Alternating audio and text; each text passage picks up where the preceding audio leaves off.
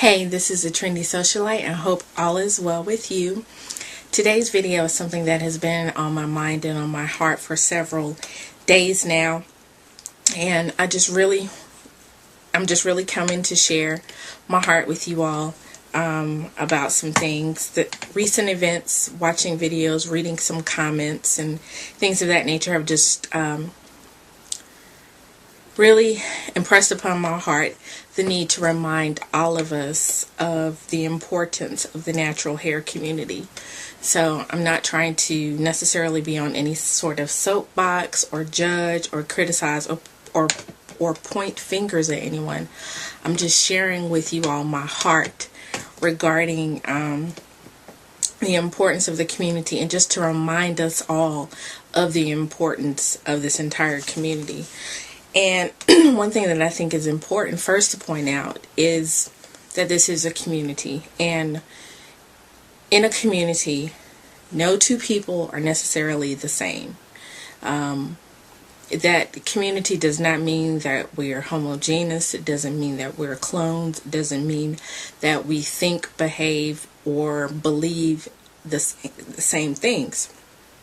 What it does mean is that we are grouped together around either a location, which we're not, or a set of beliefs or a common interest. And we do have a common interest, and that is, or a common characteristic, and that is that we wear our hair in its natural state, chemical free, whatever you want to call it, relaxer free, whatever you want to call it. And but that doesn't mean that we wear our hair the same way, that we do the same practices, that we even believe the same things about how we care for our hair. And that's one of the wonderful things about this community, is that there's a multitude of ways to get to the end result that you are wanting to achieve for your hair, whether that's longer hair, healthier hair, or some combination of both, or both, whatever. There are so many ways to get there. And that is one of the things that I love about this community, is that there is no straight ABCD path to get to where you want to get to. And it's just like that with life. But I really wanted to share with you just some thoughts that I had regarding the community, and to just once again reinforce, to remind, and to encourage everyone that's a part of this community, and even those that don't wear their hair in their natural state, to just understand from my perspective how important this community is to the world, I believe.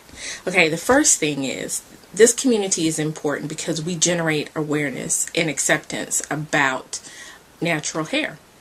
And I can honestly say, since I've been natural, the looks have gone from questioning and like, to like, wow. And that has been humbling and gratifying and flattering for me. To have people come up to me on the street, or to send me an email, or to, send me a text. I got a text from one of my church members, and she's like, oh, I'm going natural at the end of the year, blah, blah, blah. Can you help me? And just that, you don't understand how that makes my day. Like, I immediately go into, let me send her all the information that I have. Let me tell her what to expect and all those kinds of things. When people come up to me on the street, the same thing. I was doing a 2-day interview. I was part of an interview team for a department at my job, and I was interviewing in the same building, both days. And was it the first day or the second day? I don't remember. But anyway, there was a sister in the building that was natural, and she looked like she had recently big chopped. And she came up to me. She was like, I've been wanting to tell you for 2 days how much I love your hair. That's all I needed to hear. I was like, honey child, let me tell you, blah, blah, blah. I probably told her so much that she didn't even want to hear about, just my experience. And I always ask people, what are you using? What are your challenges right now? What questions do you have? and that sort of thing, because I don't want to just spout off information. I want to see where they are, and to give them the benefit based on wherever they are, making some suggestions or recommendations, because honestly, I honestly haven't met one person that has come up to me that hasn't wanted a suggestion or a recommendation, or some advice of some sort regarding their hair care journey. Is a lot of times people fear what they don't understand or fear what they don't know. And with natural hair, it's just kind of this, it's different. Anything that's different, people immediately almost put their hand up and it's like, nah, I'm not really feeling that. Until they see the versatility, until they see the health, until they see the growth, sometimes people just are not, or just don't want to accept it. And so sometimes, whether we like it or not, for those of us that wear our hair in its natural state, we are also educators of those around us, of the family, friends, co-workers, bosses, strangers. We're educators. We can show them the versatility of natural hair. Just for instance, this weekend, from Thursday to Sunday, I wore basically 4 different hairstyles. I really essentially wore a different hairstyle every day. Thursday, I rocked a twist out for the Luda concert. Luda! Anyway, Friday, I rocked a side bun, courtesy of Miss Vaughn. Hey! Saturday, I rocked the twist out again. So I count that as a second hairstyle because I had to redo my hair Friday night. Well, actually, early Saturday morning to do that. So I rocked the twist out on Saturday, and then Sunday I rocked this, and I'm rocking it now. So until they see that sort of versatility, until they see what all we can do with our hair, that it doesn't have to be just this big massive fro, or that the only thing we can do is put it in a puff, a lot of times they don't really understand. So we can do a lot to help educate those around us about natural hair. I'm not one of those that also has an aversion to people touching my hair. Most of the time, I really don't mind, unless it's in a very specific style, or like with my side bun and the little Miss Vaughn do with the braiding hair, because I'm just like, the last thing I need for you to do is touch my hair and it fall out. But other than that, I don't have much of an aversion to people touching my hair if they ask me first. I don't like people just, oh, I love your hair. Oh, chick, you didn't ask me to touch my hair. So, because I want them to see that it's soft. I want them to see that it's not hard and crunchy and that sort of thing, and that I do try to take care of it, and that it's manageable. So we definitely generate acceptance. I work at a predominantly white university in the South, and it is, while it's liberal on some hands, or in some situations, it's conservative at the same time. And in my particular position, I interact with everyone from the chancellor to the board of trustees to people big wigs, if you will, from outside of the institution, because they just have events in my building, and I have to, that's my clientele, is the executive administration and such. So I can tell, like when I go to shake someone's hand, they are looking up here like at my hair. And there's this episode of Monk, sidebar, there's this episode of Monk with Niecy Nash on it, and she's like, everyone is looking at her chest, so she's like, my eyes are up here.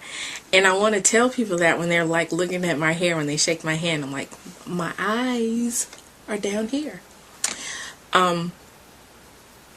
But it's so funny because they're like looking at my hair and shaking my hand, and I think they're trying to figure out if they like it, and then they kind of figure out that they do, because it's a little bit different, but it's still something that they kind of generally recognize in terms of hair. And they're like, oh, I like your hair. I was at the Chancellor's tailgate on Saturday, and people were coming up to me, oh my god, I love your hair, it's so curly. That was the day I rocked a twist out. It's so curly and it's so pretty and full and thick. I wish I had thick hair like that. And I really want to say, no honey, you don't, because when I got to twist this stuff up at night, it's more than a notion. But I can honestly tell you that I feel like I have done a lot to change the perception of natural hair, even at my institution. Just in terms of them being able to see I can still look professional with my twist out, or I can rock a puff this way and it's still professional. There are some people that have regular hair and their hair looks horrible day in and day out to me. And I'm able to be creative. I'm able to express myself. Even when I guess, quote, rock a bun, it doesn't have to be the same as everyone else.